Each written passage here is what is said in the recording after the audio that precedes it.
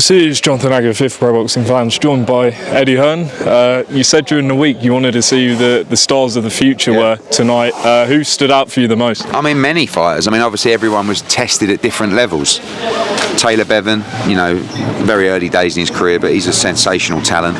Jimmy Sains, great performance against a very, very durable Frenchman. Giorgio Vizioli, I thought, was absolutely stunning. And then, even George and Junaid. George won a very, very good competitive fight, and Junaid got a draw in a very close fight, which was probably a little bit lucky in my opinion. But it was a brilliant night of boxing, and we saw a lot of our top prospects tested. Most come through, one got a draw, but all competitive fights and exactly what you want to see. 3 days ago at the press conference, if someone said to you there's an obvious rematch between Fawaz and Boston, you probably wouldn't have said you would have thought that. What'd you make of that? I think that a lot of people felt that was going to be a very tough fight for Junaid. Fawaz is very awkward, very game. He's a fit boy, and I thought Fawaz just edged it, but could have gone either way. And now Junaid's got to come back stronger. I said in those interviews that if you can't win English titles, then maybe this isn't for you, i.e. our platform.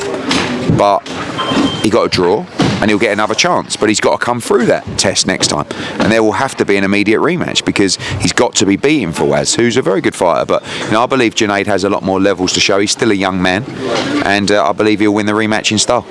George Liddard beating Osaze, who's a tough guy.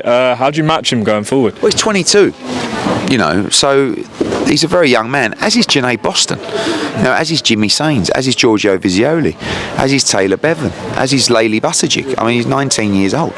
So, you've got to get it right. You can't just move them too quickly, but at the same time, you've got to keep it competitive, you've got to keep them learning, and you've got to be entertaining the paying public. And I thought we did that fantastically well. Shout out to Tom Dallas, the matchmaker. I thought he did a great job. A few quick updates, Darcy. Jai Opetaia, what's the latest with him? Yeah, just looking at the next fight. I mean, we want Zurdo Ramirez.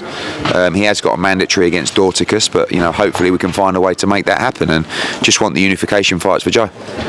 Edgar Berlanga, rumours of a Puerto Rico homecoming. Possibly. He will be fighting in March, but we're just working it out. We need to make a decision this weekend, and we'd love to take him to Puerto Rico, but we're just trying to wrap everything up. Any latest with Bam?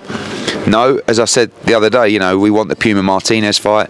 A couple of very brief conversations with His Excellency about the potential of that landing on a ring card. I think it's one of the best fights in boxing, but I think Bam will be back in May. And hopefully it will be against Puma Martinez. And then Richardson Hitchins gave you some good praise the other day.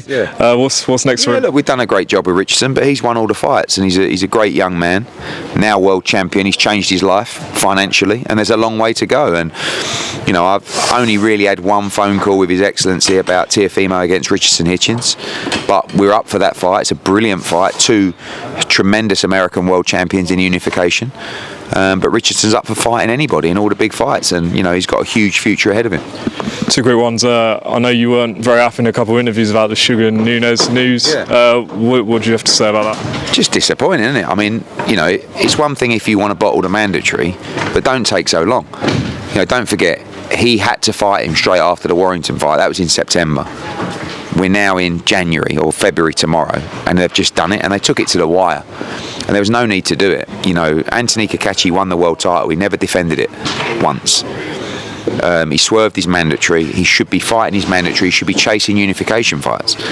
And the financial difference between his fight with Lee Wood and Sugar Nunes weren't even that much. But he could have defended his world title with honour in Belfast, and he chose not to, and it's very disappointing. I know it's a business and all that kind of stuff, but for me, when you win a world title, you've got to be trying to land the big unification fights, move on and beat all the other champions. So therefore, you have to fight your mandatory, but it's Sugar Nunes, and the guy's a beast, and I get that they've swerved it, but I just think it's a really bad look. Lastly, Peter Fury did an interview today with IFL, and he said, look, I don't want to see Joshua Wilder. That seems like a business fight, and he should be going back in with Dubois. What do you make of that? Love to. He's got to beat Joseph Parker first. If you would have said to AJ, what fight do you prefer? He would probably say Daniel Dubois, maybe Tyson Fury, but really only those two. Wilder's not a fight that we're targeting. It's a fight that's been discussed by His Excellency. I get the fight. You know, they're both coming off defeats, and I think Wilder will be running out soon. And if he got a win, who knows? But of course, AJ wants to fight Dubois. But we'll see what happens in the Parker fight. AJ wants to win the world heavyweight title again, so he's got to fight a champion. And you should know, and I believe Peter knows as well. AJ's never ducked anyone his whole career, and he certainly won't be ducking a Daniel Dubois rematch. There you go. Appreciate it. Cheers, mate.